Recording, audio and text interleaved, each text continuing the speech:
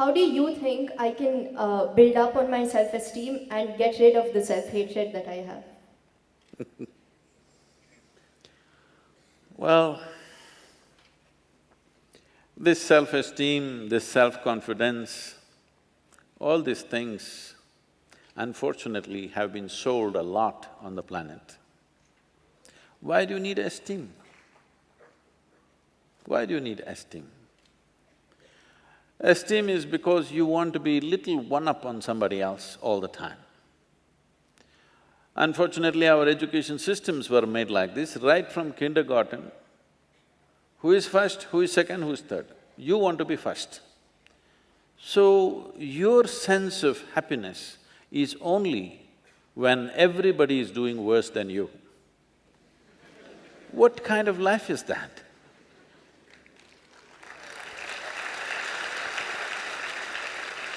Why are we structuring our lives like this, that if everybody is doing badly, I will feel great? I think it's sickness. Hello? You think it's joy or sickness, please tell me. If all of you are doing badly, I feel great because I am number one now. No, this should go. From an early age, unfortunately, this is being imposed upon a child's mind that you have to be on top of everybody else. This is like, I want you to just imagine if this happened to other creatures. Let's say it happened to the plants and trees and animals. If an ant wants to become like an elephant, that is going to be a terrible ant-elephant, isn't it? Suppose a mango tree wants to become like a coconut tree. It will be a horrible mango tree because with one branch like this, no mangoes will come out of this. A mango tree is like this, a coconut tree is like that. That's how it should be. This has happened because in so many ways, people have put these things into your mind, what is good, what is bad, what is high, what is low, what is up, what is down. Because of this, you have never paid attention to every aspect of life in the sense, maybe humanities people and lawyers and what are you? Huh? Oh, the accounting people. You never paid attention to these things. I spend a lot of time paying attention to all kinds of creatures, ants and grasshoppers and worms and everything. If you observe, let's say an ant, or let's pick up something little more than an ant, like a grasshopper, it's easier to see him. If you look at him carefully, whoever created this grasshopper has paid as much attention to a grasshopper as they have paid to this one. Please pay attention and see. When the source of creation has given equal attention to ant and you, who the hell are you to think an ant is a lowly creature and you are some superhuman being?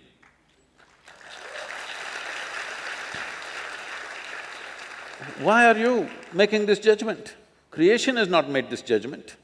You may think you're superior simply because you're in a blatant manner, you're walking on this planet, but that's not true. The fact of the matter is like this. See, if all the worms on this planet, right now if all of them die, all the worms, in about 12 to 18 months, all life on this planet will cease, everything, including you and me. Suppose all the insects die today, in something like 2.5 to 4 years' time, all life will cease. But if all the human beings die, the planet will flourish.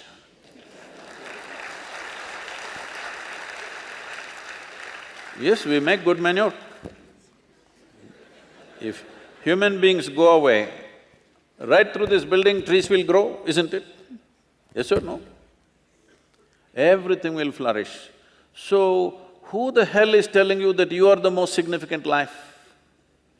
This idea that the cosmos is human-centric is a stupid idea. In this cosmos, even this solar system is a tiny speck. Tomorrow morning if the entire solar system evaporates, nobody will notice it. That's how small it is. In that tiny speck, Planet Earth is a microspeck. In that microspeck, Bengaluru is a super microspeck. In that, you are a very big person with great self-esteem.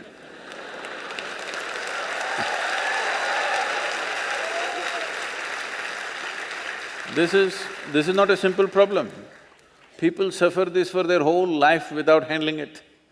Essentially, it is just this. You have gotten yourself into a place where most human beings are in this place, you get yourself into a place where you cannot handle your own thought process and your emotion. That's all. You meet 50, 60-year-old people, they've still not figured how to handle their thought and emotion. These are basic faculties. When the hell are you going to learn how to use your thought and emotion? Suppose you're 20 years of age and you still don't know how to use your fingers, people will say you're handicapped, isn't it? You are whatever age you are and you still don't know how to use your thought and emotion, are you handicapped too? Hello? Are you or are you not? Yes. You are, you're crippling yourself. Why has this happened? Is simply because you have made unnatural divisions in the existence, which don't exist anywhere else except in human mind. Yes? Nowhere else does it exist except in human mind. Because you're a little girl, can I call you a little girl? Okay. Yes, you can. No, I'm telling you the boys, she's not a little girl for me, she's a little girl. So, when my daughter was growing up, she grew up with me traveling all over the place. When she was 3.5 months of age, she's traveling with me alone. I'm driving all over India with her in the strapped to the seat of the car. So, she grew up like this, and every day we're in some different family. People are wonderful, but there is a problem with the adults. The moment they see a child, they want to teach the child something that's not worked in their life.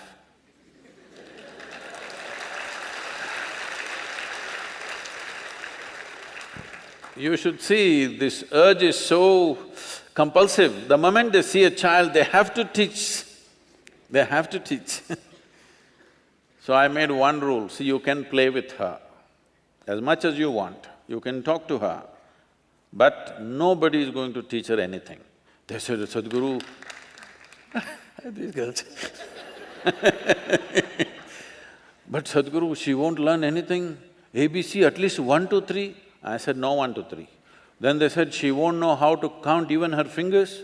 I don't care. If she doesn't know how to count her fingers, as long as she knows how to use her fingers, I don't care. She thinks she has 1,000,000 fingers, what's my problem? But they want to teach 1, 2, 3, ABC, Mary had a little lamb. I said, I don't care whether Mary had a lamb or no lamb. You're not going to teach her anything.